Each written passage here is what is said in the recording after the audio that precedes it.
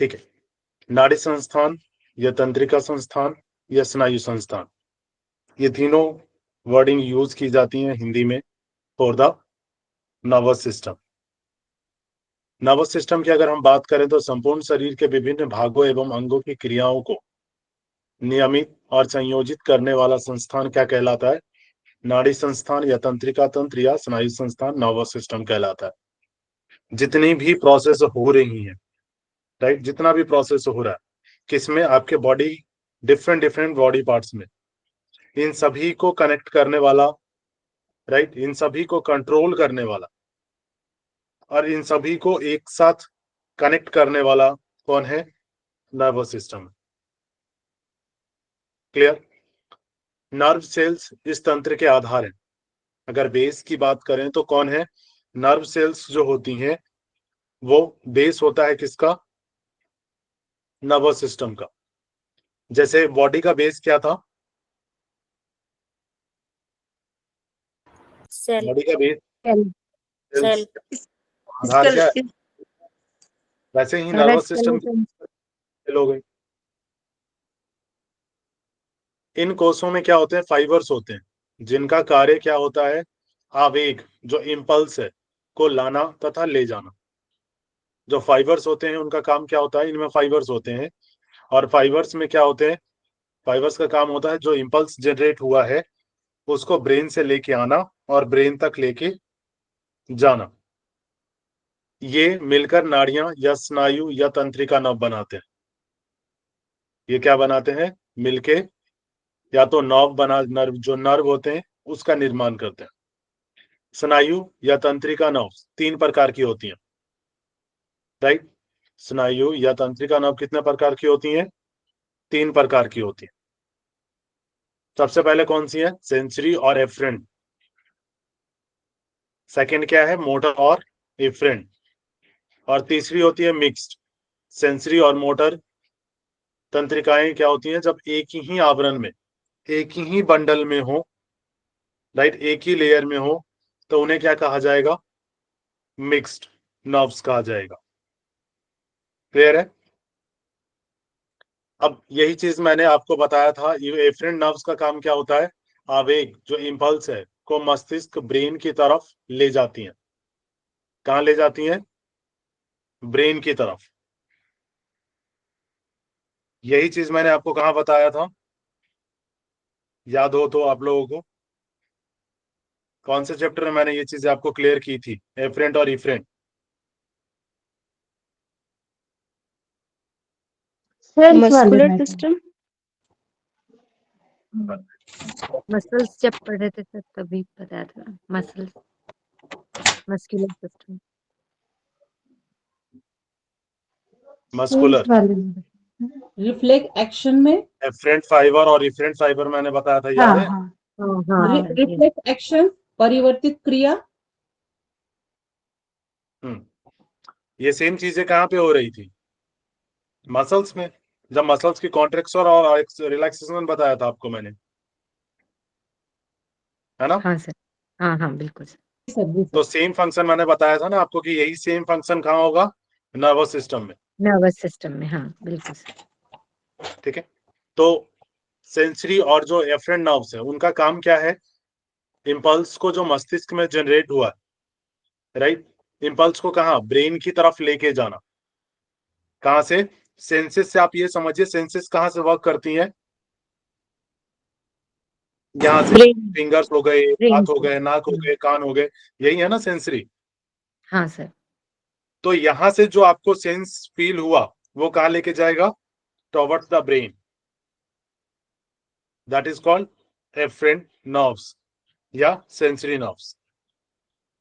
Sensory ना देके वो एफरेंट देते हैं, ध्यान रखिएगा, क्योंकि सेंसरी से आप बहुत इजीली समझ जाओगे कि दैट इज नीचे से ऊपर की तरफ, जो ब्रेन की तरफ जा रहा है, लेकिन वो एफरेंट देते हैं। क्लियर है?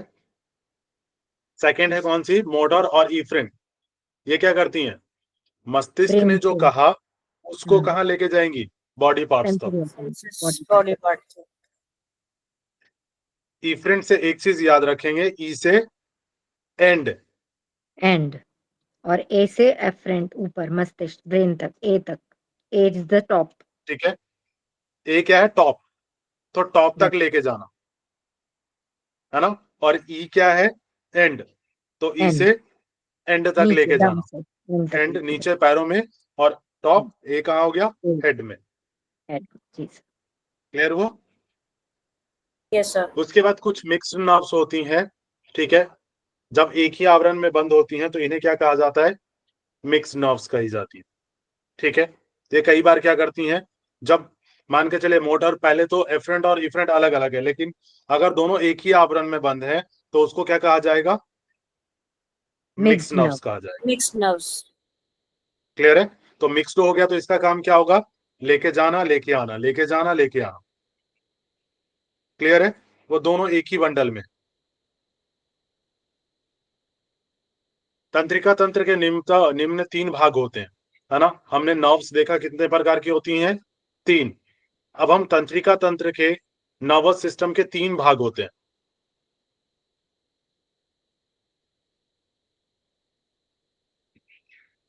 क्लियर है? नर्वस सिस्टम के कितने भाग होते हैं? 3 होते हैं।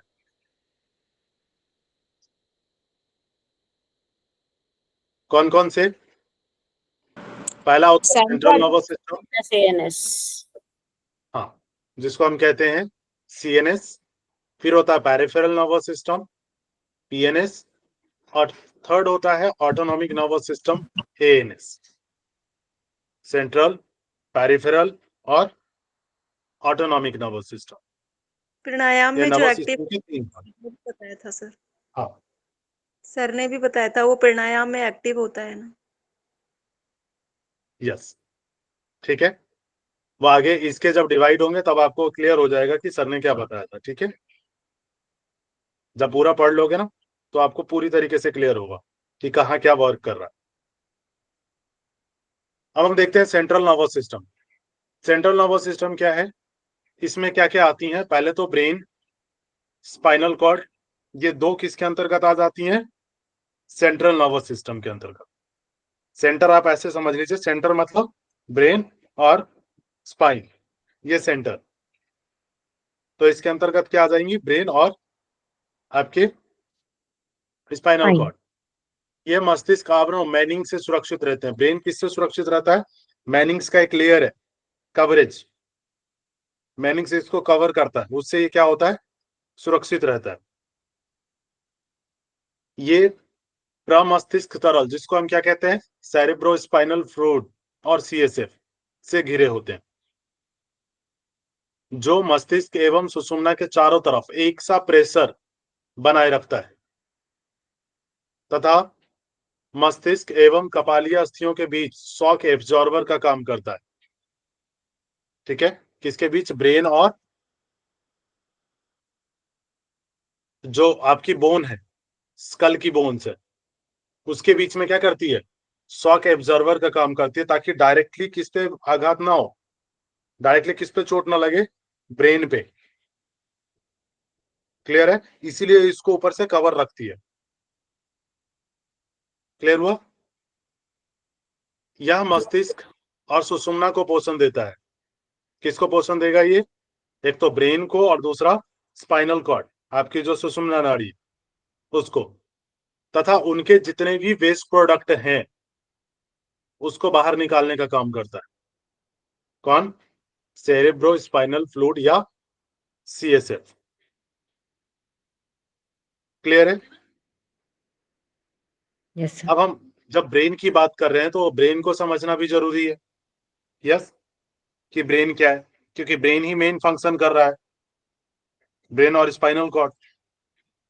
तो अगर हम ब्रेन की बात करें तो पूर्ण रूप से विकसित मानवीय मस्तिष्क शरीर के भार का कितना होता है? 1/50 होता है। 50 का फर्स्ट हिस्सा अगर बात करें तो वो ब्रेन का भार होता है। ठीक है, उसका वेट होता है शरीर का 50वां हिस्सा। पहला इस 50 की बात करें तो फर्स्ट 1/50। और कपाल जो क्रेनियल कैविटी में अवस्थित होता है, किसमें? ब्रेन किसमें होता है? Cranial cavity. ये जो क्रेनियल है ना, क्रेनियल बोन ऊपर वाली, यस, वो एक कैविटी का निर्माण करता है, जैसे थोरेसिक कैविटी है, उसमें क्या होता है, ये सुरक्षित रहता है, सेफ रहता है। विकास की आरंभिक अवस्था में मस्तिष्क को 3 भागों में विभाजित किया जाता है। स्टार्टिंग की अगर हम बात करें तो इसको 3 भागों में डिवाइड किया जाता है। कौन कौन सा? फोर ब्रेन, जिसको अग्र मस्तिष्क कहते हैं, मिड ब्रेन, मध्य मस्तिष्क, और प्रमस्तिष्क, पश्चिम मस्तिष्क अर्थात hind brain. Fore brain, mid brain और हिंड ब्रेन, ये 3 पार्ट्स में डिवाइड करते हैं ब्रेन को।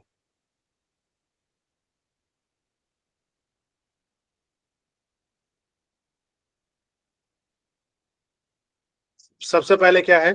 Fore brain. आप इस तरीके से यहां देखेंगे, ठीक है, ये मस्तिष्क का भाग है, ये इस तरीके की संरचना होती है। क्लियर है? मिड ब्रेन, ये नीचे की तरफ देखिए, ठीक है। उसके बाद frontal lobe, partial lobe, limbic lobe, इसको अलग अलग लोब में डिवाइड किया जाता है। क्लियर है? ये फ्रंटल हो जाएगा और ये पश्चिम हो जाएगा और ये मिड हो जाएगा। फोर ब्रेन की अगर हम बात करें तो फोर ब्रेन क्या है? यह मस्तिष्क का आगे का भाग होता है।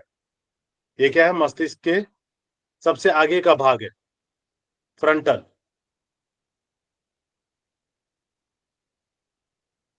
जिसमें निम्न रचनाएं स्थित रहती हैं। फोर ब्रेन में क्या क्या होता है? सबसे पहले होता है सेरेब्रम, प्रमस्तिष्क या सेरेब्रम। तो सेरेब्रम ये वाला हिस्सा जो है, ये, ठीक है। सेरेब्रम का काम क्या है? यह केंद्रीय तंत्रिका तंत्र का प्रमुख तथा मस्तिष्क का सबसे बड़ा भाग है। मस्तिष्क का सबसे बड़ा भाग कौन सा है? सेरेब्रम, फ्रंटल लोब, ठीक है, जो आपका फोर ब्रेन है। गुंबज की तरह और नीचे का भाग क्या है? सुतल होता है। ये क्रेनियल कैविटी का अधिक भाग प्रमस्तिष्क के भरा होता है। जो क्रेनियल कैविटी है ना, उसका मैक्सिमम भाग जो है वो किससे होता है? फोर ब्रेन से भरा होता है। क्लियर है? प्रमस्तिष्क एक गहरी लंबवत दरार या विदर, जिसको लॉन्गिट्यूडिनल सेरिब्रल फिशर के द्वारा दाहिने एवं बाएं अर्ध गोलार्ध में विभाजित रहता है। ये 2 भागों में डिवाइड रहता है। क्लियर है? एक राइट साइड और दूसरा लेफ्ट साइड। क्लियर है? जो आपका फोर ब्रेन वाला हिस्सा है।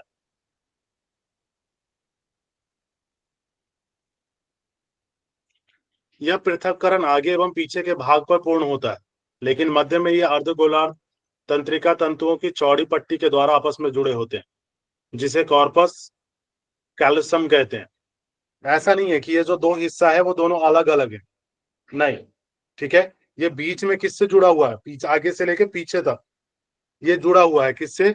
एक चौड़ी पट्टी होती है ना, फाइबर्स की, जो कि इसको आपस में क्या करती हैं? जोड़ के रखती हैं।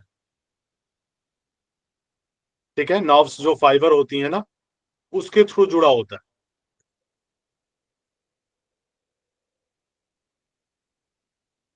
नर्व फाइबर्स के थ्रू ये आपस में जुड़े हुए होते हैं, जिसे क्या कहते हैं? कार्पस कैल्शियम कहा जाता है। प्रमस्तिष्क का जो बाहरी सतह को प्रमस्तिष्क के कॉर्टेक्स अर्थात सेरेब्रल कॉर्टेक्स कहा जाता है, जो नर्व सेल का बना होता है। क्लियर है? सेरेब्रल जो कॉर्टेक्स होता है वो किसका बना होता है? ये जो आप देख रहे हैं इसको, कार्पस कैलोसम, ये अंदर की तरफ जो है वो इसको जोड़े रहता है, ठीक है, लास्ट तक जोड़े हुए हैं इसको। क्लियर है? जो नर्व सेल्स होती है उसका बना हुआ होता है जो सेरेब्रल कॉर्टेक्स है, और भूरे रंग का होता है, इसे ग्रे मैटर भी कहते हैं। क्लियर है? नर्व सेल का जो बना हुआ होता है उसको क्या कहते हैं? ग्रे मैटर भी कहा जाता है। इसके द्वारा ऐच्छिक कार्य संपन्न होते हैं। ऐच्छिक मीन्स वॉलेंट्री, जो आप चाहते हैं, है ना, जो आपके चाहने से होता है। कुछ कह रही हैं रिया जी? ये जो आपने बोला कॉर्पस, क्या ये कैलोसम, ये कॉर्पस कैलोसम। मतलब, हाँ हाँ ये मतलब जो हेमिस्फेयर उनको जोड़ता है, हेमिस्फेयर की बात कर रहे हैं ना आप? हाँ, ये वाला जो हिस्सा है ना, ये देखिए, जो दो साइड पोर्शन को जोड़ता है वो। यस, ये वाला जो हिस्सा है, ये वाला जो हिस्सा है, ये जो अंदर येलो कलर का आपको दिख रहा है ना, that is called corpus callosum. ये बीच में है और एक लोब नीचे की तरफ आ रहा है और सेंटर से अलग है अच्छा। ना। जहां सेंटर से लोब्स डिवाइड हो रहे हैं, फोर ब्रेन, हिंड ब्रेन और मिड ब्रेन, तो ये तीनों को एक साथ रखने का काम करता है। ठीक है, ये लास्ट तक जाता है पूरा, स्टार्टिंग से होके। ओके, समझ गई। क्लियर है, ताकि अलग ना हो जाए। ठीक है,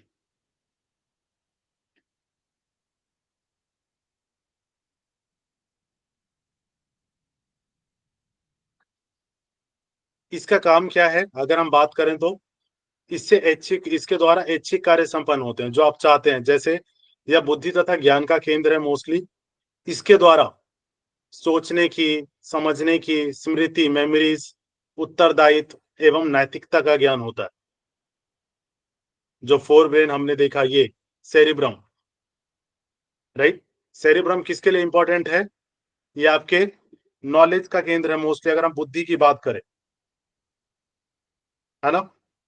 और इसके द्वारा सोचना, थिंकिंग, समझना, स्मृति, उत्तरदायित्व एवं नैतिकता का जो ज्ञान आपको होता है, वो सेरिब्रम के थ्रू ही होता है। क्लियर है? हाँ बोलिए। गलती से वो।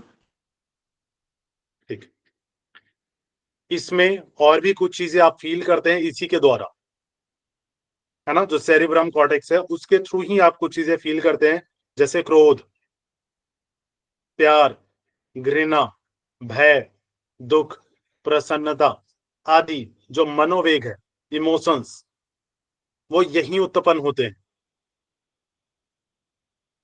सेरिब्रम में। ठीक है, इसका जो दायां भाग है शरीर के बाएं भाग को, तथा बायां भाग शरीर के दाएं भाग को नियंत्रित करता है। जब आप बैलेंसिंग आसन करते हो ना, याद है, जब आप बैलेंसिंग आसनास करते हो तो ये बैलेंस करने का काम करता है। जो राइट साइड वाली बॉडी है उसको बैलेंस करता है लेफ्ट हेमिस्फीयर, और जो राइट साइड वाला है उसको बैलेंस कौन करता है? Left hemisphere. क्लियर है? हाँ प्रियंका जी।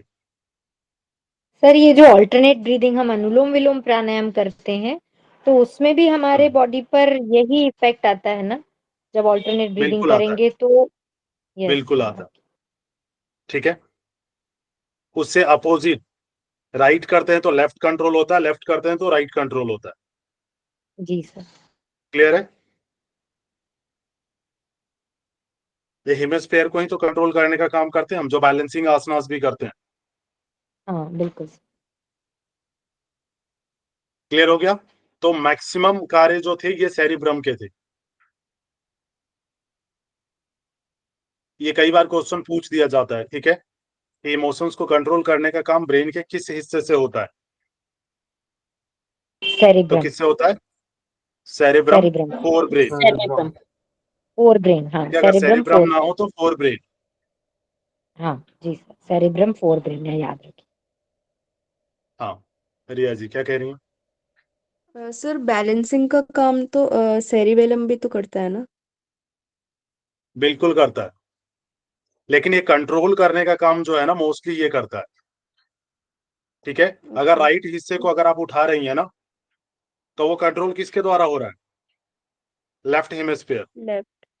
हाँ। ठीक है, ओके। तो जिनका बैलेंस खराब होता है ना, बॉडी बैलेंस, उसके लिए जिम्मेदार कौन सा होता है? फोर ब्रेन होता है। क्लियर है? अगर कोई ऐसा चोट लगता है, कोई चीजें होती हैं, तो दिक्कत यहां से स्टार्ट होती है। सरिता जी। सर ये जो दायां भाग शरीर के बाएं भाग को कंट्रोल करता है, इसमें थोड़ा सा और एक्सप्लेन कर देंगे तो मुझे ज्यादा समझ इसका आएगा। जो ये वाला जो फोर ब्रेन है ना, ये एग्जाम्पल फोर दीजिए। ब्रेन जो हमने पढ़ा है ना, सेरिब्रम, जी इसका जो राइट वाला हिस्सा है वो लेफ्ट हाँ साइड को कंट्रोल करता है, ठीक है, और जो लेफ्ट वाला हिस्सा है वो राइट साइड की वर्किंग को कंट्रोल करता है। राइट साइड ऑफ की जो बॉडी आपकी वर्क कर रही है ना, उसको कंट्रोल करने का काम ये करेगा। हाथ अगर को आप भी राइट हैंड कंट्रोल को लिफ्ट करेगा, कर रहे हाथ हो, को भी। हाँ पूरा राइट साइड, ठीक है। सर जब आपने अगर आप reflex right action hand lift पढ़ाया था, कर रहे हो ना, हाँ कुछ कह रही हैं आकांक्षा जी? सर जब आपने रिफ्लेक्स एक्शन पढ़ाया था तब कॉन्ट्रालेटरल कंट्रोल बताया था, लेफ्ट राइट को, राइट लेफ्ट को। यस, सेम ही है। जैसे मान के चलिए अगर आप राइट हैंड को लिफ्ट कर रही है ना, तो ये काम हाँ, किसके द्वारा हो रहा है? ये left brain, left left side. Hemisphere का, फोर ब्रेन का जो ओके लेफ्ट हेमिस्फीयर है उसके थ्रू। हाँ क्लियर है? ठीक है। और लेफ्ट को यूज हाँ कर रही हैं तो वो राइट के थ्रू कंट्रोल्ड हो रहा है, ठीक है। फिर जैसे एग्जाम्पल हम ठीक है। वृक्षासन करते हैं, वृक्षासन करके कॉन्सेंट्रेट करेंगे तो उसमें वही वैसे ही काम करेगा। बिल्कुल, हाँ ठीक है। तो अगर राइट वृक्षासन पैर में पे जो खड़े है, हो रहे हैं तो किस पे? वो लेफ्ट हेमिस्फीयर वर्क अच्छा करेगा वहां पे, ठीक है ठीक है। हाँ आप क्लियर हो एफिशिएंसी गया। को बढ़ाते हैं। कई बार क्या होता है, हम्म, कोऑर्डिनेशन जिनका, कई बार कुछ ऐसे भी पेशेंट आते हैं जिनका कोऑर्डिनेशन खराब होता है ना। वो रीजन क्या होता है? Because of hemisphere. जब उसमें कोई प्रॉब्लम आती है तो उनके बॉडी के साथ कोऑर्डिनेशन लूज हो जाता है। क्लियर सर है? जैसे कुछ स्पेशल चाइल्ड रहते हैं जो कुछ अलग ही बिल्कुल, रहते हैं, वही है ना, जिनका फोर ब्रेन ठीक और है। ये यस। तो वो, हाँ न्यूरोलॉजिकल आ गई ना, ये सारी चीजें आप किसको जाके दिखाते हो? न्यूरोलॉजी में, यस ठीक है। ब्रेन की जितनी भी अध्ययन होती हैं, ठीक है, वो किसके थ्रू, किसके में होगा? न्यूरोलॉजी, नर्वस सिस्टम की जो होंगी, लाइक। क्लियर हो गया सर, बहुत अच्छा।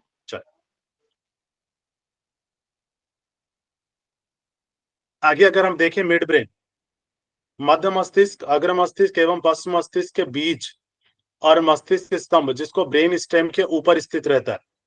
ये ब्रेन स्टेम दिख रहा है, ये देखिए, ये ब्रेन स्टेम है, इसके ऊपर क्या स्थित है? मिड ब्रेन, अंदर की तरफ।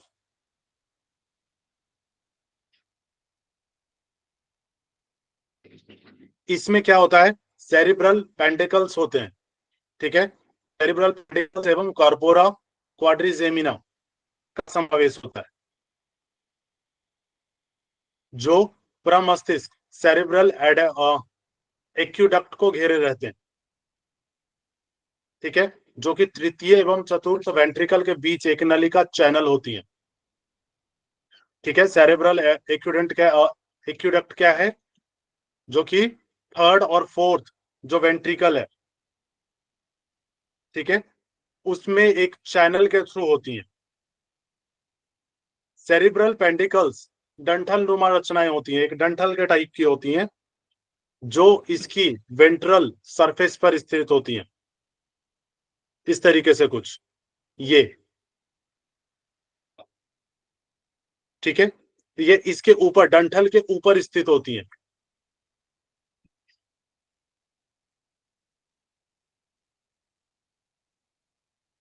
कॉर्पोरा क्वाड्रिजेमिना डॉर्सल सतह पर 4 गोलाकार उभार होते हैं, ठीक है, जिन्हें दो जोड़ी संवेदी सेंसरी सेंटर्स में विभक्त किया है। दो पेयर सेंसरी जो आपकी सेंटर्स हैं, उसमें इसको डिवाइड किया गया है। एक को सुपीरियर कॉलिक्युली तथा सेकंड को इंफीरियर कॉलिक्युली कहते हैं, जो कि सेंसरी सेंटर्स हैं। ये सेंसेस को कंट्रोल करने का काम करेंगे। सुपीरियर कॉलिक्युली द्वारा किसी वस्तु को देखने की क्रिया संपन्न होती है, ये मिड ब्रेन के थ्रू होता है, ठीक है। अगर किसी चीज को, किसी वस्तु को जो देख रहे हैं आप, किसके थ्रू देख रहे हैं? सुपीरियर कॉलिक्युलम, ये कहाँ स्थित है? मिड ब्रेन में, राइट। और इंफीरियर कॉलिकुलर द्वारा सुनने की क्रिया संपन्न होती है। जो आप सुन रहे हैं वो किसके थ्रू होता है? इंफीरियर कॉलिकुली। और जो देख रहे हैं वो होता है सुपीरियर कॉलिकुली।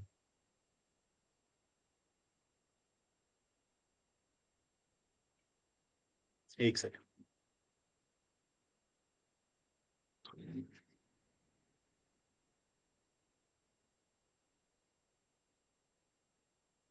क्लियर हुआ?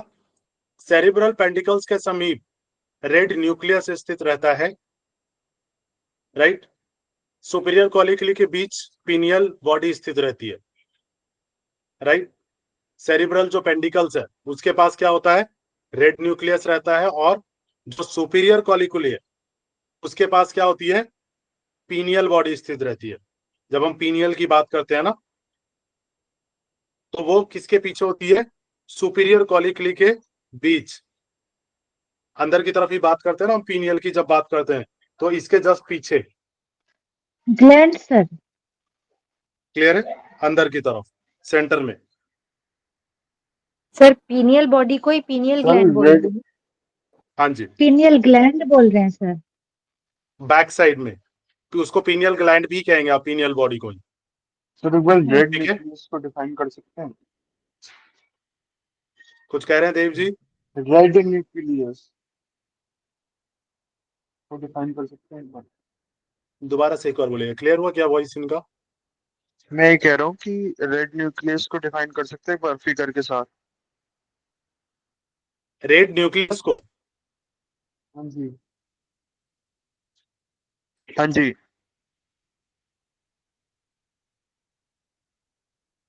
रेड न्यूक्लियस क्या होता है? मोस्टली अगर बात करें ना, तो एक लार्ज पिंक कलर की जो होती है इसका स्ट्रक्चर होता है, ठीक है।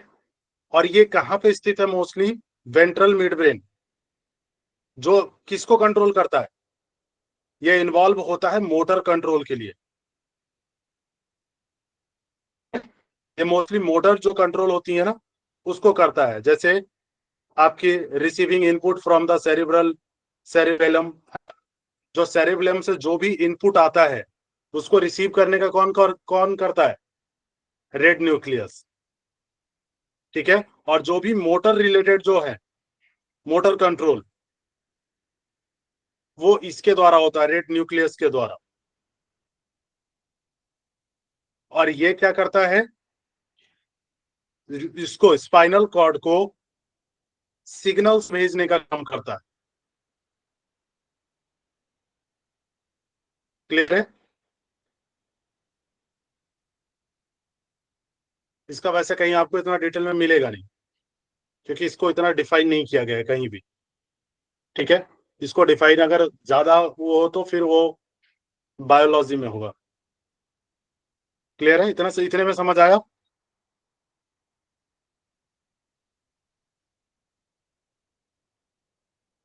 देव जी? जी सर, आ गया आ गया। मेरी शायद ना आवाज नहीं ठीक, पहुंच पा रही होगी, लेकिन मैं बोल रहा हूँ तो थोड़ा कोई बात वॉइस नहीं, इशू हो रहा है। ठीक। सॉरी। क्लियर हो गया? मिड ब्रेन, इसमें दो चीजें मेन थी, कौन कौन सी? एक तो सुपीरियर कॉलिकुली और एक इंफीरियर कॉलिकुली। इंफीरियर। क्लियर है? इन दोनों से जो फंक्शन हो रहे हैं, क्योंकि क्वेश्चन इस तरीके से भी बन सकता है कि सुनने का सर। देखने का कार्य। हाँ जो बोलिए सर। इंफीरियर में सुनने वाला था ना, कान से संबंधित कुछ पता था, भूल गई। हाँ, सुपीरियर के द्वारा देखने की और इंफीरियर के द्वारा सुनने की, सुनने की, हाँ याद आ गया।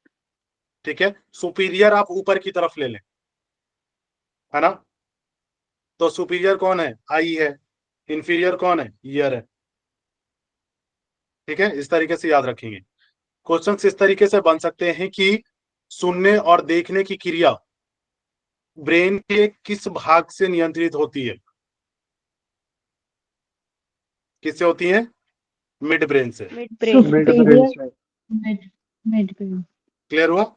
तो ये नहीं बोल सकते सुपीरियर इंफीरियर, नहीं बोल सकते? अगर डायरेक्टली पूछा जाए तो ये कहेंगे, नहीं तो अगर सिर्फ ये पूछ दिया जाए कि देखने की क्रिया मस्तिष्क के किस भाग से संचालित होती है, या तो आप मिड ब्रेन दे या तो क्या दे, इंफीरियर। अच्छा, एमसीक्यू ठीक में है, जो होगा उस अकॉर्डिंग आंसर देना। बिल्कुल ठीक है। क्लियर हुआ।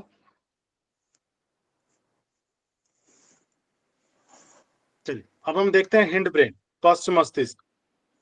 यह मस्तिष्क का सबसे पीछे का भाग होता है, सबसे बैक साइड, जिसमें पोन्स और मेडुला ऑब्लांगेटा तथा सेरेबेलम का समावेश रहता है।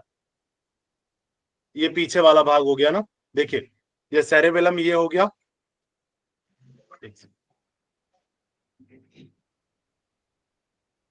ये सेरेबेलम, ठीक है। उसके बाद मेडुला, ठीक है, और ये पोन्स बैरल। ये तीनों किसके अंतर्गत आ जाते हैं? हिंड ब्रेन के अंतर्गत। हिंड ब्रेन के अंदर।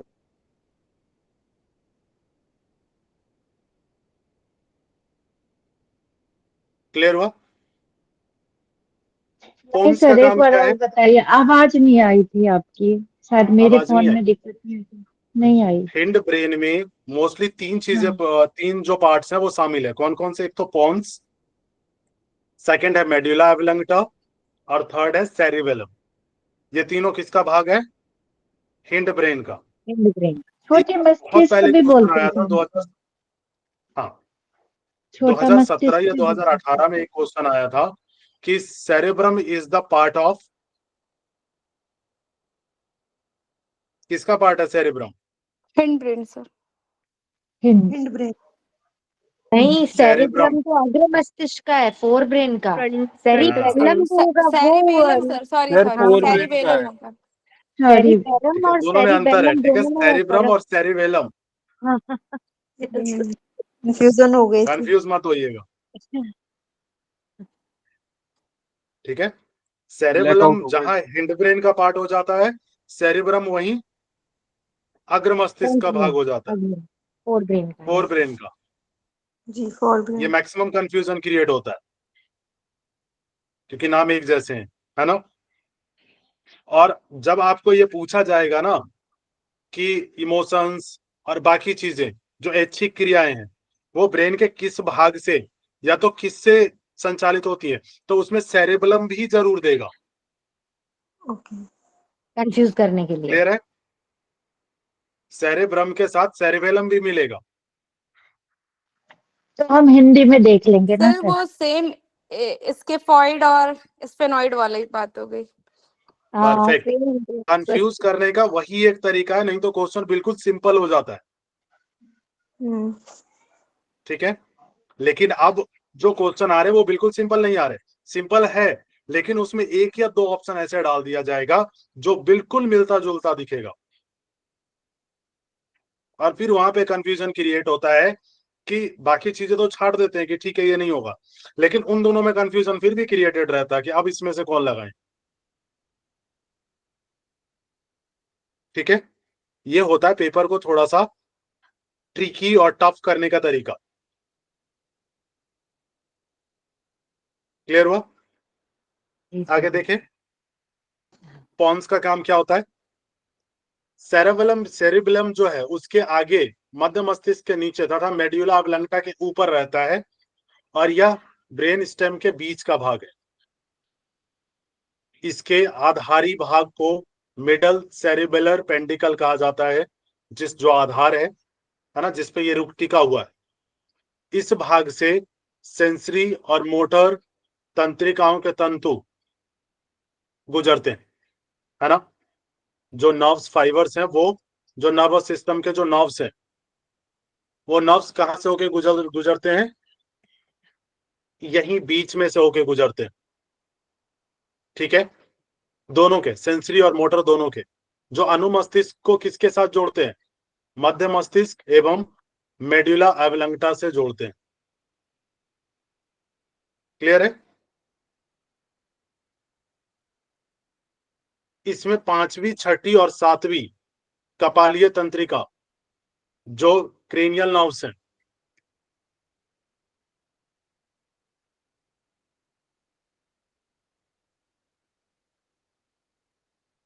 क्रेनियल नर्व्स, ठीक है,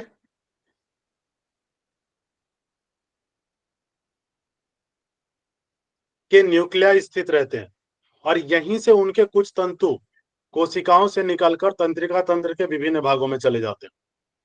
यहीं से क्या होते हैं, जो कुछ नर्व्स हैं वो सेल से निकल के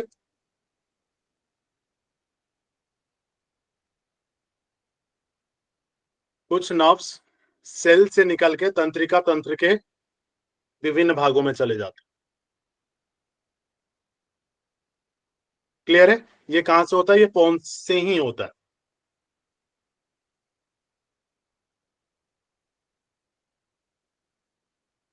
ठीक है, और उसके बाद हम आते हैं मेड्यूला पे। मेड्यूला का काम क्या है? यह मस्तिष्क स्तंभ का सबसे नीचे का भाग होता है। मेड्यूला है ना, ये सबसे नीचे वाला भाग जो है मस्तिष्क का, जो ऊपर की ओर पोन्स एवं नीचे की ओर स्पाइनल कॉर्ड के बीच स्थित रहता है। ऊपर पोन्स है और नीचे क्या है? स्पाइनल कॉर्ड है। इसका आकार बेलनकार दंड की तरह होता है, जैसे बेलन होता है उसी टाइप में होता है ये, जो औसतन 2.5 सेंटीमीटर लंबा होता है। इसका ऊपरी भाग कुछ फूला सा रहता है। यह पोस्टीरियर जो क्रेनियल फोसा में स्थित रहता है। जो पोस्टीरियर क्रेनियल है उसकी जो कैविटी होती है उसमें होता है।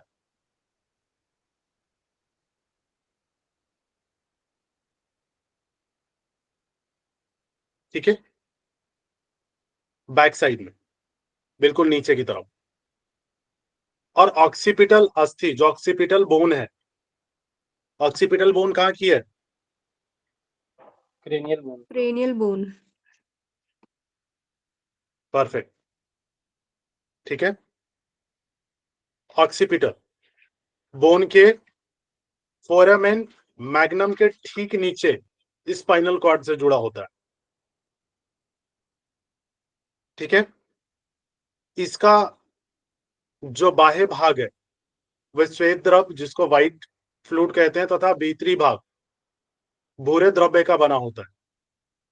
इसमें हृदय एवं श्वसनीय केंद्र स्थित होते हैं, जो हृदय एवं श्वसन क्रिया को नियंत्रित करते हैं।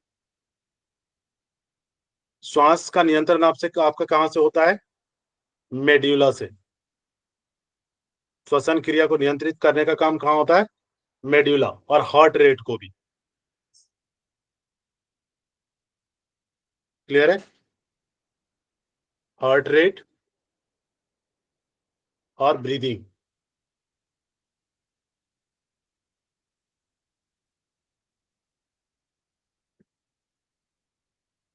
और ब्रीदिंग सर को कंट्रोल करने का सर काम। हाँ, सर जो मतलब जैसे शराब पी लेते हैं तो उसके बाद जो कंट्रोल नहीं रहता, तो कौन से ब्रेन से होता है? इसी ब्रेन से ना, देखिए जो बैलेंस करने का काम कौन क्या कर रहा था? Fore brain. सेरेब्रम। उनमें बैलेंस रहता है। Cerebellum. Cerebrum. Cerebrum. Cerebrum. Cerebrum. Control तो ठीक है, सेरिब्रम कर रहा था ना। कंट्रोल्ड में होते हैं वो? क्या? नहीं होते। ठीक है, अनकंट्रोल्ड हो जाते हैं। और कंट्रोल करने का काम किसका था? फोर ब्रेन का, है ना। तो इमोशंस, फोर इनमें इमोशंस बिल्कुल भर भर के आते हैं, देखा है? ड्रिंक करने के बाद तो मतलब ड्रिंक सारे करने के इमोशंस बाद सर, तो मतलब वही कौन सा ब्रेन बताया सर? फोर ब्रेन बताया ना फोर ब्रेन, इसका? मोस्टली फोर ब्रेन एक्टिव होगा। लेकिन मैंने थोड़ा सा कहीं पढ़ा था ये बड़ा मस्तिष्क शायद। प्रमस्तिष्क किससे कंट्रोल होगा? ठीक है, ठीक। प्रमस्तिष्क का अगर बात करें तो प्रमस्तिष्क किसके लिए जिम्मेदार है? यहाँ हम देख रहे हैं ना किसके लिए जिम्मेदार है? बैलेंस। मोस्टली आपके हार्ट रेट को कंट्रोल करने के लिए, ब्रीदिंग रेट को कंट्रोल करने के लिए। ठीक है, उसके बाद जो पॉन्स वाला एरिया था, है ना, इसमें से जो नर्व्स निकलती है वो किसको कंट्रोल करता है? मोटर्स को और सेंसरी को। सर तो मेडुला ऑब्लिंगाटा का ना काम है सर? मेड्यूला का काम क्या है? हार्ट रेट और ब्रीदिंग रेट। मेड्यूला ऑब्लिंगाटा पता है कब एक्टिव होगा? ठीक है, मेड्यूला की अगर हम बात करें तो मेड्यूला कब होता है? जब आपका हार्ट रेट जैसे फाइट एंड फ्लाइट वाला है, याद है, जब आप ज्यादा एक्टिव हो, जब डर लग रहा हो, उस कंडीशंस में क्या होता है? हार्ट रेट बढ़ना, ब्रीदिंग रेट बढ़ना। तो वहां पे कौन एक्टिवेट होता है? वहां पे ये मेड्यूला होता है। क्लियर है? और सेरिबेलम और सेरिब्रम ये दोनों बैलेंस बनाने का काम करते हैं। ठीक है, सेरिबेलम वाले पार्ट में भी अगर आप जाओगे तो वो भी बैलेंस करने का काम करता है। हाँ सर, मैं सेरिबेलम के बारे में पढ़ी थी कि जैसे कि कोई रस्सी पे भी चलते हैं ना तो वहां भी सेरिबेलम उनका ज्यादा एक्टिव रहता है। संतुलन बनाए रखने का, बिल्कुल सेरिबेलम काम करता है उनका। ठीक है, और अगर तो इनमें भी आप उस तरीके से लेके चल सकते हो कि सेरेब्रम भी होगा और सेरिबेलम भी होगा। ठीक है, ये दोनों भाग कहीं ना कहीं होते हैं। क्लियर हुआ? जब इनका बैलेंस नहीं होता तो सेरेबेलम भी मोस्टली कनेक्टेड होता है। तो आप हिंड ब्रेन भी ले सकते हो। जी सर, ये मैं कहना चाहूंगी इसमें, जैसे अभी बोला रंजू जी ने, ये तो करता ही होगा, लेकिन इसमें भ्रम भी इंक्लूडेड इसलिए होगा क्योंकि इसमें अभी आपने बताया क्रोध, प्यार, घृणा, भय, इससे कहीं ना कहीं एक प्यार जैसे लविंग के उसमें जब ये नहीं होगा तो वो भी कनेक्ट नहीं कर पाएगा, वहां पर भी कॉन्सेंट बिल्कुल। स्टेट में कर पाएगा। तो आप ये नहीं कह सकते कि सिर्फ कोई एक चीज की वजह से हो रहा। ब्रेन में सारी कुछ ना कुछ चीजें एक अलग अलग तरीके से भी कनेक्टेड होती है हाँ ना? सर, सबसे देखिए सर, तीनों का एक दूसरे से कनेक्शन है। जैसे बच्चे बैलेंस नहीं बना पाते हैं, वो गिर जाते हैं चलते समय, तो कहा जाता है कि उनका सेरिबेलम काम नहीं कर रहा है, मतलब थोड़ा कम नहीं, काम कर कुछ नर्व्स जो होती है ना, उसकी कुछ नर्व्स या कुछ पार्ट जब वर्क ना कर रहा हो तो दिक्कतें आती हैं, है ना, सर अगर या वीक बैलेंस हो का तब भी होता है। सर अगर बैलेंस का क्वेश्चन आता है प्रॉपर ग्रोथ ना तो हुआ। हाँ, ब्रेन के किस पार्ट से बैलेंस होगा, और उसमें ऑप्शन दोनों देते हैं, सेरिबेलम और सेरिब्रम, तो हम किसको प्रायोरिटी देंगे? अगर बैलेंस की बात करेंगे, अगर बैलेंस ले रहे हैं ना, रहा अगर वो वहां पे इमोशंस ऐड नहीं कर रहे हैं, इमोशन बैलेंस नहीं कर रहे हैं या इमोशन नहीं कर रहे हैं, या तो वो डायरेक्टली इस चीज से पूछ रहे हैं कि अगर आपका दाहिने हिस्से को नियंत्रित करना हो तो ये किसके द्वारा होगा, है ना। लेकिन अगर वो ये देते हैं कि बैलेंस बनाने का काम, बैलेंस और कोऑर्डिनेशन स्थापित करने का काम कौन करता है, या मूवमेंट, जो मसल्स मूवमेंट सेरिबेलम। है ना, या कोऑर्डिनेशन या बैलेंस बनाने का काम कौन करता है, तो फिर सेरिबेलम होगा। क्लियर है? Okay sir. यस या नो? ठीक है, तो ये सेरिबेलम वेलम क्लियर हो गया आप लोगों को। एक तो मसल मूवमेंट में समन्वय, उसमें कोऑर्डिनेशन बनाने का काम करता है ना, जो भी मसल मूवमेंट हो रही है तो उसमें कोऑर्डिनेशन बनाने का काम करता है। जैसे आपको हाथ उठाना है तो हाथ ही उठेगा। यस या नो? ठीक है, तो कोऑर्डिनेट करने का काम किसने किया? सेरिबेलम ने। ठीक है, उसके बाद फिर शारीरिक मुद्रा जो बैलेंस होता है उसको बनाए रखने का भी काम यही करता है, जब आप सेंटर ग्रेविटी में खड़े होते हो। क्लियर है? वृक्षासन करते हैं तो हाँ, उसका भी आप एग्जांपल ले सकते हो। ब्रेन स्टेम का काम क्या है? मध्य मस्तिष्क, पोन्स एवं मेडुला ऑब्लांगटा के साथ कई सामान्य कार्य, और इन्हें प्रायः संयुक्त रूप से मस्तिष्क का स्तंभ कहा जाता है। इस क्षेत्र में न्यूक्लियाई भी रहते हैं जहां से जो ब्रेन नर्व्स हैं वो निकलती हैं। कितने पेयर होती हैं क्रेनियल नर्व्स? 12 पेयर। कितने? 12। 10। 12 पेयर से 12 पेयर 12 रहती 12। ये होती हैं 12 पेयर्स होती हैं।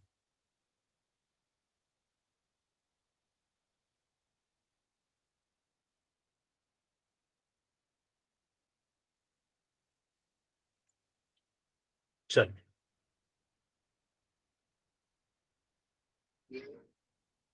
यहीं तक रखते हैं, कल कंटिन्यू करेंगे आगे। ठीक है? सर एक क्वेश्चन पूछना था। हाँ, बोलो। सर जब हम अल्टरनेट नोस्ट्रिल करते हैं, अनुलोम विलोम प्राणायाम, तो ब्रेन पे कैसा इफेक्ट होता है सर उसका? ये आपका नर्वस सिस्टम में जब हम पढ़ेंगे ना, ऑटोनॉमस नर्वस सिस्टम, उस पे इफेक्ट होता है। ठीक है? जो कि ऑटोनॉमिक होती है, जो आपके अकॉर्डिंग काम नहीं करती है, लेकिन फिर भी ब्रीदिंग के अकॉर्डिंग आप उसको कंट्रोल करते हैं। क्लियर है? जैसे शांत होना, है ना, रिलैक्स फील करना, ये किसके थ्रू होता है? ब्रीदिंग के थ्रू होता है। तो ब्रीदिंग के थ्रू क्या करते हैं आप हेमिस्फीयर को ही तो कंट्रोल करते हैं। उसमें सिंपैथेटिक और Clear है? पैरासिम्पैथेटिक भी आएगा ना? बिल्कुल आएगा। अगर मुझे हम पूछना लेफ्ट था। है तो ऑटोनॉमस का ही तो लेफ्ट। पार्ट होता है ना, सिंपैथेटिक एंड पैरासिम्पैथेटिक, आगे जब देखेंगे तो, है ना? Okay sir. ऑटोनॉमस में ही तो आएगा ना पैरासिम्पैथेटिक और सिंपैथेटिक, क्योंकि ये दोनों कार्य तो ऑटोनॉमिक हो रहे हैं ना। ठीक है? सर और लेकिन एक जब आप बात क्वेश्चन करते है। हैं, जैसे मैक्सिमम का कहा जाता है गुस्सा, गुस्सा किससे कम्प्लेक्स है? सेरेब्रम। सिंपैथेटिक, सिंपैथेटिक है। है ना? सिंपैथेटिक है। लेकिन आप क्या करते हो? ब्रीदिंग के थ्रू पैरासिम्पैथेटिक को एक्टिवेट करके और गुस्से को कम कर लेते हो। यस या नो? यस। जी। तो वहां पे वर्क किया ना ब्रीदिंग, वहां पे फिर इस ऐसे तरीके बोलते से हैं वर्क करता है। अंतर्भेदी करो, क्योंकि वो लेफ्ट को मतलब लेफ्ट नोस्ट्रिल का काम है और राइट हेमिस्फेयर का काम वहां पे हो रहा है। हाँ, तो राइट को अगर हम लेफ्ट से ले रहे हैं तो राइट वाला एक्टिवेट हो रहा है, राइट से ले रहे हैं तो लेफ्ट वाला एक्टिवेट हो रहा है ना? यही पूछना था सर, यही पूछना था। और सर दोनों मेरा से जब लेते हैं तो नॉर्मली हम जस्ट काम डाउन करते हैं उसको। जब हाँ, ब्रीदिंग जब प्रॉपर होती है ना, तो आपको ऑक्सीजन प्रॉपर सप्लाई होता है। उस टाइम में आपका नर्वस सिस्टम जो टेंस हो रहा है वो क्या होता है? काम डाउन हो जाता है, रिलैक्स हो जाता है। ठीक है? सर हाँ जी। सर एक क्वेश्चन था। सर जैसे कुंभक में फिर कैसे ब्रेन काम करता है? कुंभक में कैसे ब्रेन की एक्टिविटी रहती है? कुंभक की एक्टिविटी रहती है ना ब्रेन में, ऐसा नहीं है। जब आपने ब्रीदिंग लिया तो ब्रेन क्या हो रहा है उस कंडीशंस में? जैसे ब्रीदिंग आपने अंदर छोड़ा हुआ है, अंदर ही है ना ब्रीदिंग, या तो बाह्य कुंभक में लगाइए, तो वो क्या करता है? वो नर्व्स की जो स्टिमुलाई है, कई सारे बॉडी जो ऑर्गन्स होते हैं, सिर्फ ब्रेन ही इफेक्टिव नहीं होता वहां पे। ठीक है? वो ब्रेन बाकी जो आपके अंग है, जैसे वो आपका लंग्स हो गया, है ना? लंग्स को वो कंट्रोल करने का काम करता है इस तरीके से कि मैंने आपको बताया अभी हिंड ब्रेन, है ना, जो कि ब्रीदिंग को कंट्रोल करता है। तो उस कंडीशंस में जब आपका हार्ट बीट चल रहा होता है तो सरवाइव कर रहा होता है। जब आप चाहे बाह्य कुंभक लगाइए, अंतः कुंभक लगाइए, तो ब्रेन का काम क्या है कि आपके जितने भी बॉडी पार्ट्स हैं जो इंक्लूडेड है ब्रीदिंग के लिए, उसको वो तैयार करता है मोस्टली कि डिफरेंट कंडीशंस में खुद को कैसे सरवाइव करना है। आप अगर आप कुंभक की साइकोलॉजी पढ़ो तो कुंभक की साइकोलॉजी क्या है Riya ji? What is the psychology of kumbhak? उस फिजियोलॉजी तो टाइम पता पे है ना, एनाटॉमी भी पता है। जी साइकोलॉजी एक क्या हुआ? एक मैंने ये भी पढ़ा था कि जब हम कुंभक करते हैं, मतलब जैसे अंधा कुंभक हम करेंगे, तो जब हम ऑक्सीजन इनहेल कर रहे हैं तो फिर ऑक्सीजन इनहेल करने के बाद वो वहाँ पे CO2 का ज़्यादा कलेक्शन हो रहा है, क्योंकि हमने सांस रोकी हुई है। और कहीं ना कहीं CO2 बिल्कुल भी जो हमारी बॉडी के जो ब्लॉकेजेस होते हैं वो भी क्लियर करता है, इसलिए। परफेक्ट। जब मैं एब्जॉर्प्शन साइकोलॉजी करो। की बात कर रहा हूँ तो साइकोलॉजी में हम पता कैसे कनेक्ट करेंगे इसको। कुंभक का मतलब है आप अपनी क्षमता का और क्षमता को क्या कर रहे हो, बढ़ा रहे बढ़ा रहे हो, इंक्रीज कर इनहेंस रहा कर रहे हैं। है ना। तो जब आप किसी ऐसे सिचुएशन में आते हो जहां पे आपको धैर्य रखना है, तो कुंभक क्या करता है, आपकी धैर्य क्षमता को बढ़ा देता है। कुंभक का काम क्या है, धैर्य को बढ़ाना। ये मेरे साथ एक बार क्वेश्चन हुआ था, जब मैं कहीं इंटरव्यू के लिए गया था तो उन्होंने मेरे से पूछा था कि what is the psychological effect of kumbhak. ठीक है, तो ये याद रखना, हर एक सीक्वेंसिंग का, चाहे आप आसन कर रहे हो, प्राणायाम कर रहे हो, हर किसी का एक साइकोलॉजिकल इफेक्ट भी है, साइकोलॉजिकल कनेक्टिविटी भी है। ठीक है, तो कुंभक का मतलब क्या हुआ, धैर्य धारण करना, खुद को रोक रहे हो ना। तो जैसे ही आप डिफरेंट डिफरेंट सिचुएशन में आते हो जो आपके अपोजिट हो, तो कुंभक से आप ये सीख जाते हो कि मुझे कैसे वहां पे कंट्रोल्ड रहना है, कैसे धैर्य धारण करना है। ठीक है,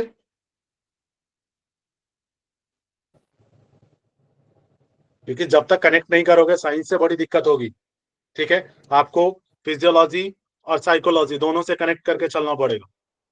लेकिन सर ये फिर एटोनॉमस नर्वस सिस्टम में आएगा जब कुंभक होता है, तो बिल्कुल, मतलब ब्रेन में जो, सही ना? ओके। हाँ। सर जैसे हम नॉर्मल व्यक्ति का देख लेंगे कि जैसे कि सांस अगर रुकी रहे तो वो पैनिक हो जाएगा ना, तो उसको फट से सांस लेनी है। लेकिन पैनिक देखिए क्षमता अनुसार कहा जाता है ना। हाँ, यही बोल ठीक रही है, थी कि अगर मैं कुंभक का अभ्यास करती हूँ तो मेरा जो आप बोल रहे हो क्षमता वो बढ़ जाएगी। क्षमता बढ़ेगी। ठीक है, और जैसे सर कुंभक करते हैं नाड़ी शोधन में, तो जैसे नस नाड़ियाँ शुद्ध हो जाती है, तो वो इफेक्ट्स कैसे आएगा फिर ब्रेन से? वो इफेक्ट्स इस तरीके से आएगा कि कार्बन डाइऑक्साइड की मात्रा अगर कम रहती है आपकी बॉडी में, जो टॉक्सिन्स थे, जो वेस्ट मटेरियल थे एज अ कार्बन डाइऑक्साइड की मात्रा में, वो क्या होगा, वो ज्यादा हार्ट तक पहुंचेगा। ठीक है, वो हार्ट तक जब ज्यादा पहुंचेगी तो फिर वो एक साथ रिलीज होगा जब आप एकदम से सांस छोड़ोगे।